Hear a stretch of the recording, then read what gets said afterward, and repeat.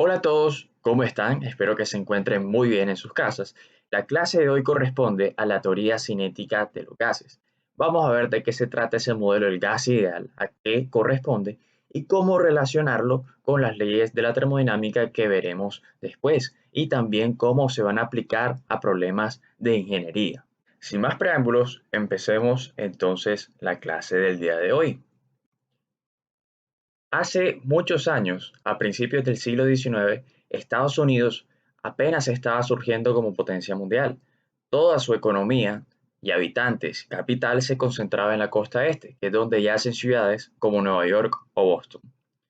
El oeste, que es donde está California, todavía se encontraba prácticamente deshabitado, era tierra salvaje.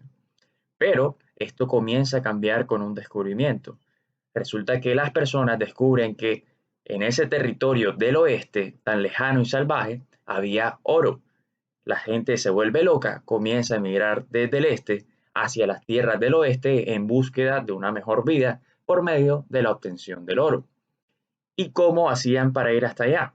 La vieja confiable era ir en caballo. Sin embargo, esa vieja confiable no era tan confiable porque se veían expuestos a robos y además al asedio de tribus indígenas. Los automóviles para esa época no eran una opción, tampoco existían carreteras aptas para el transporte. Sin embargo, justo antes de que empezara esa locura por el oro, un ingeniero de apellido Watt había hecho una invención increíble. Esa invención era el motor a vapor. Watt se dio cuenta, mediante un buen uso de las propiedades térmicas de la materia y la termodinámica, que si confinaba un gas en un cilindro con un volumen dado y lo calentaba, este se iba a expandir de manera violenta, accionando un pistón que a su vez iba a ser capaz de activar un motor y mover cosas más pesadas, multiplicando de esta manera la fuerza del ser humano. Esta pequeña invención descubierta por Watt revolucionó el mundo entero, liderando la revolución industrial, y surgieron inventos muy importantes que ayudaron al desarrollo de casi todas las potencias mundiales, como lo que vemos ahí en la diapositiva, el famoso ferrocarril. Ya con el ferrocarril sí podía transportar grandes cantidades de carbón, grandes cantidades de oro, grandes cantidades de cualquier material. Estados Unidos tenía abundante hierro, abundante acero y construyó muchas líneas férreas y muchos ferrocarriles. Así pudo conectar el este con el oeste y se fue desarrollando esa costa que estaba casi que rezagada. De hecho, si seguimos en la línea de tiempo hasta nuestros días, la costa oeste tiene estados como California y podemos decir que California hoy en día es la sexta economía mundial. Solamente ese estado ahí. Encontramos lo que es el Silicon Valley como empresas como Google, Facebook, Microsoft, Apple, entre otras, que son las que lideran su economía. Ese ferrocarril que ustedes pueden ver en la pantalla es el Union Pacific y fue construido en 1862. Atraviesa hoy en día más de 23 estados y recorre casi 50.000 kilómetros. Todavía existe en el día de hoy a pesar de haber sido inventado y construido en el siglo XIX. Mueve millones de dólares en carga y también emplea a miles de personas. Este es un claro ejemplo de cómo se desarrolla un país, cómo se vuelve una potencia gracias al entendimiento de principios físicos y de las propiedades térmicas de la materia. Pero antes de iniciar la parte física en sí, vamos a repasar otro ejemplo. ¿Se han dado cuenta ustedes que cuando se deja de utilizar un vehículo durante aproximadamente 2 semanas y queda ahí parqueado, las llantas comienzan a desinflarse, pierden presión? Sin embargo, si ese mismo vehículo no sufre ninguna avería, la llanta no se pincha, durante esas mismas 2 semanas y lo mantenemos en movimiento, la llanta va a encontrarse en perfecto estado. ¿Qué ocurre ahí adentro? Debe pasar algo. ¿Cómo así que si yo estoy moviendo el carro todo el día, no me ocurre nada, pero si lo dejo parqueado, la llanta comienza a afectarse? Resulta que las llantas cuando están constantemente andando están en fricción con el piso. Al estar en fricción con esa carretera, la temperatura aumenta. Y si aumenta la temperatura, por ende también va a aumentar esa presión que está ahí dentro de las llantas y vamos a ver cómo se mantienen, digamos que, infladas. por ese mismo principio que acabo de explicar, es que los ciclistas cuando están en competencia, sus equipos no inflan sus llantas a tope, sino que dejan una gabela. Si las inflan a tope, quizás cuando vayan en la carretera y por los cambios de temperatura debido a la fricción, apenas se encuentren un obstáculo, lo primero que va a hacer esa llanta es estallar. Para conocer más en detalle por qué ocurre esto, debemos conocer muy bien las propiedades térmicas de la materia. Nosotros la hemos descrito en cursos anteriores, esas propiedades mecánicas como la masa, la fuerza y la energía cinética. Y en este curso nos hemos enfocado más que todo en las propiedades termodinámicas, temperatura, calor y energía interna. A su vez, yo puedo tener distintos puntos de vista, hasta el punto de vista macro de nuestro mundo, lo grande, lo que podemos palpar, tocar y sentir y ver, y es el que me relaciona la presión, volumen y temperatura. Sin embargo, hay un mundo microscópico que son cosas que nosotros no podemos observar y es donde rige la teoría cinética de los gases. Los gases son sustancias que pueden llegar a tener comportamientos muy complejos, así que para tratar con ellos debemos idealizarlos, hacer modelos que me simplifiquen la manera de poder estudiarlos. Y para eso se ideó lo que es el gas ideal, y ese gas ideal me sigue lo que es la ecuación de estado. ¿Qué deben cumplirse estas siguientes premisas? La primera es que el volumen B es proporcional al número de moles N.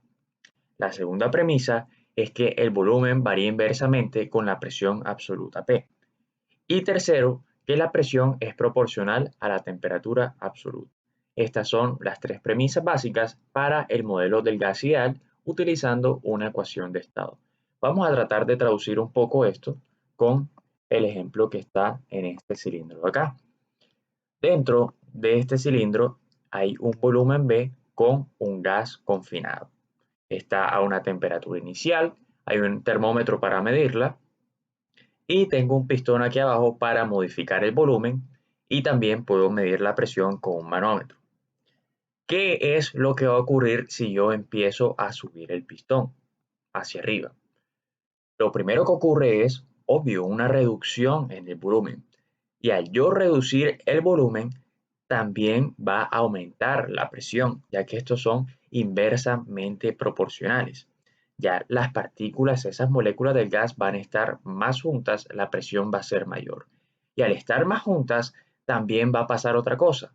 La temperatura va a incrementarse, ya que tanto como presión y temperatura son directamente proporcionales.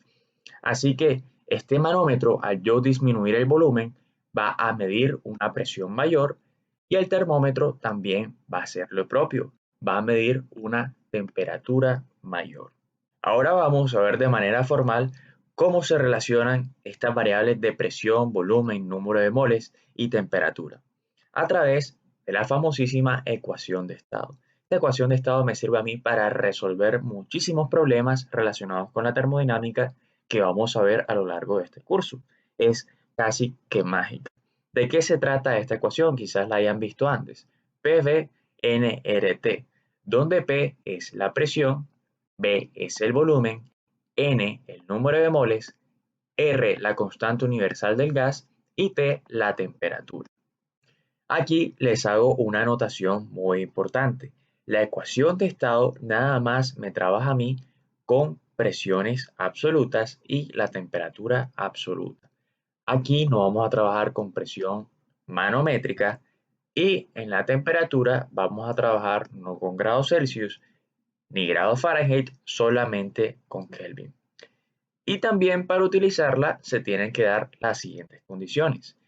Lo primero es que los gases deben darse a presiones bajas o densidades bajas.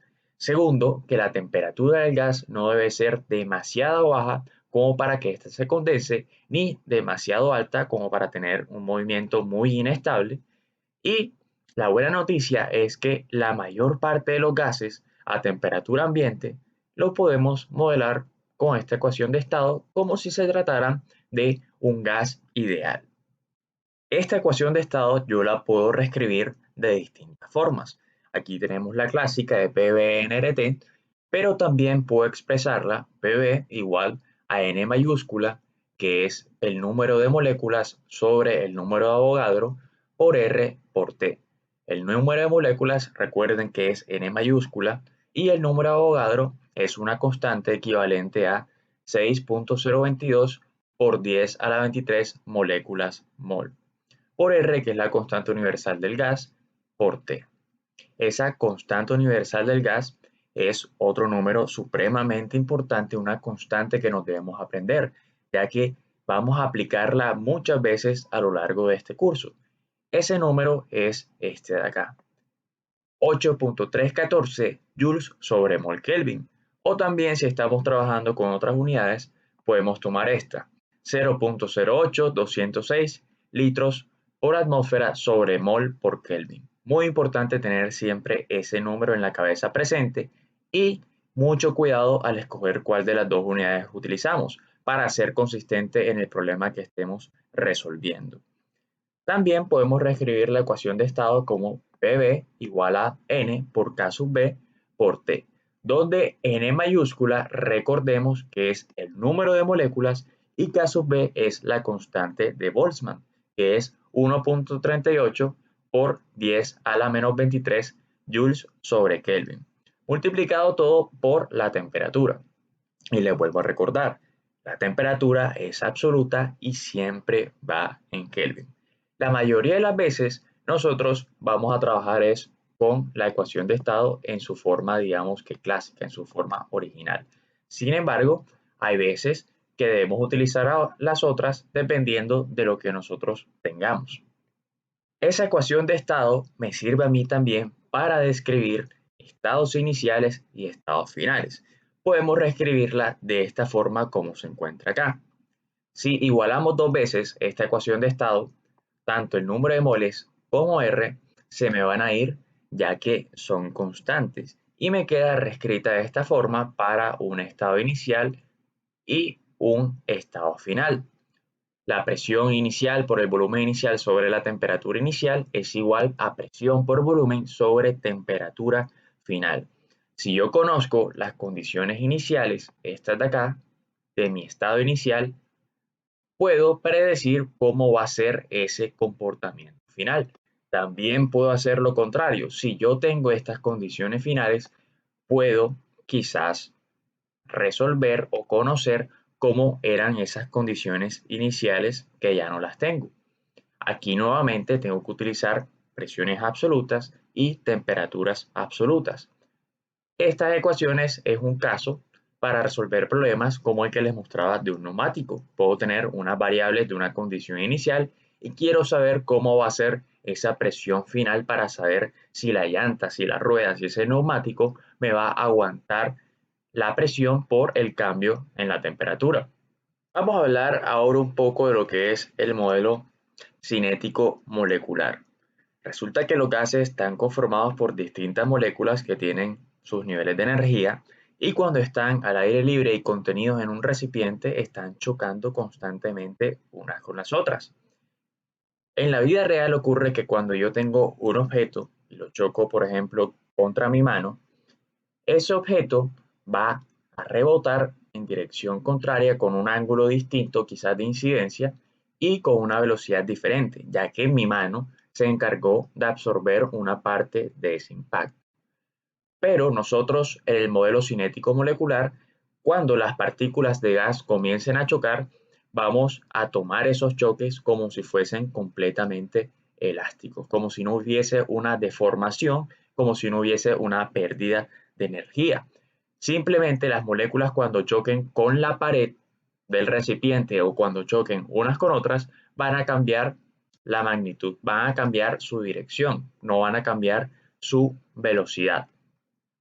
Para hallar yo la energía cinética de traslación media de n moles de un gas ideal, puedo utilizar esta fórmula de acá, que es igual a 3 medios del número de moles por R, que es la constante universal del gas, por la temperatura absoluta, que recordemos que está en Kelvin.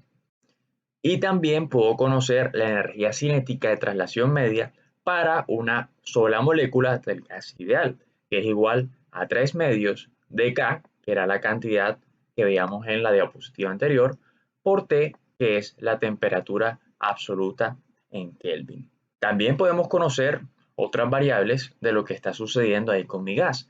Por ejemplo, la rapidez eficaz de una molécula de gas. Yo puedo calcular esa rapidez de la siguiente forma.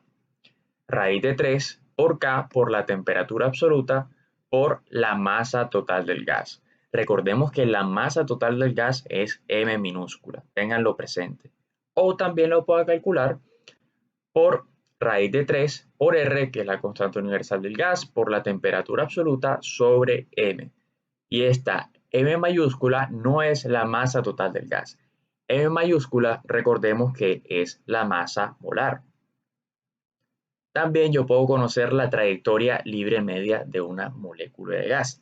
Esa trayectoria libre media se refiere a la distancia que puede recorrer una molécula de cierto gas sin chocar con otra molécula de sí misma, de su propio gas, o sin chocar con una pared del recipiente.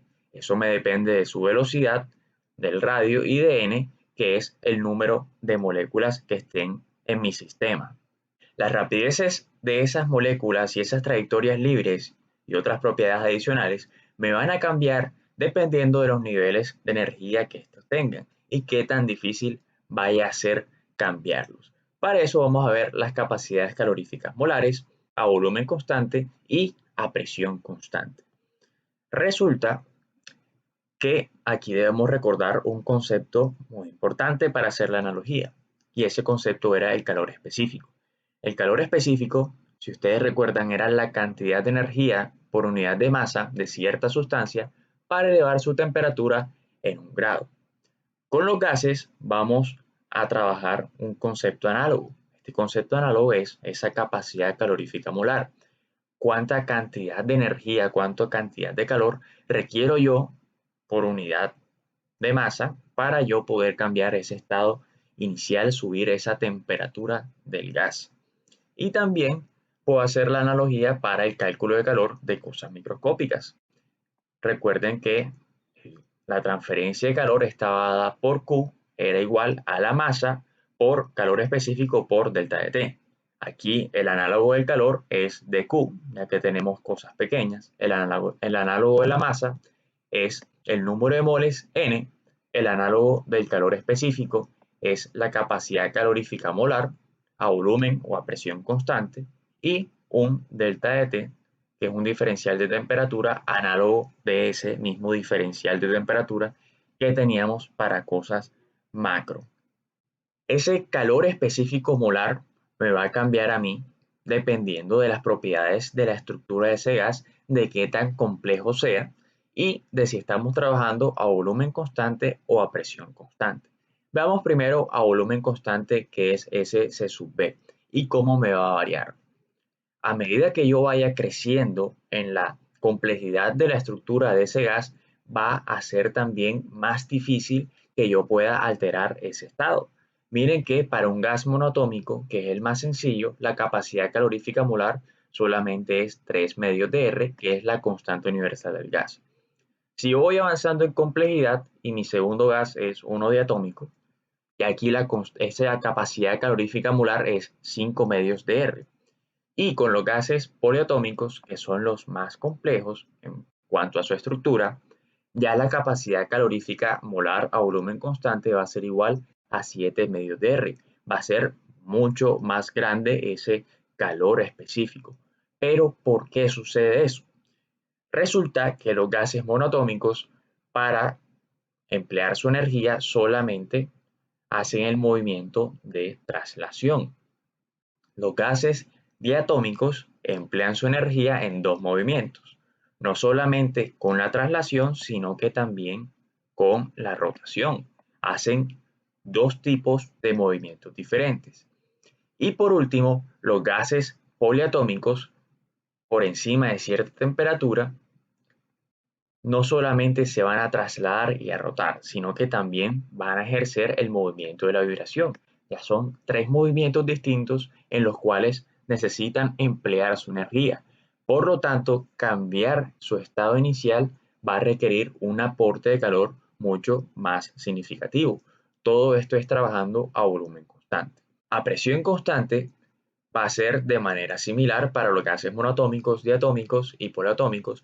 Simplemente va a ser sumarle a la capacidad calorífica molar a volumen constante la constante universal del gas. Eso va a ser lo único que vamos a hacer para el cálculo de la capacidad calorífica molar a presión constante. Y hasta aquí llega la explicación teórica de la teoría cinética de los gases. En el próximo video vamos a ver un ejemplo de cómo resolver un ejercicio relacionado con la temática dada. Nos vemos entonces. Ahí se los dejo en la descripción.